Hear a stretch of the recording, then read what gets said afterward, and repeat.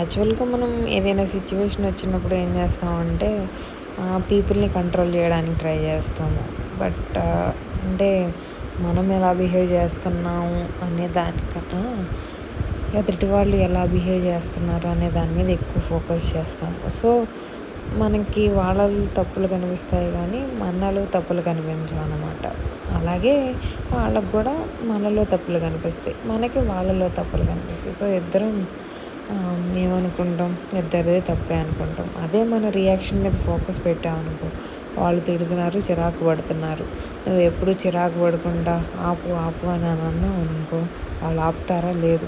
అదే నువ్వు నీ రియాక్షన్ మీద కాన్సన్ట్రేట్ చేసి కూల్గా ఉన్నావు అనుకో, ఇంకా వీడేంట్రా బాబు ఎంత తిట్టినా రియాక్ట్ అవ్వట్లేదు అని చెప్పి వాడే కొంచెం సేపటికి కూల్ అవుతారు. వాళ్ళు తిట్టి నువ్వు ఆపరా బాబు అని చెప్పి నువ్వు ఆపమంటున్నావు, కానీ ఆ రియాక్షన్ ఎలా ఇస్తున్నావు?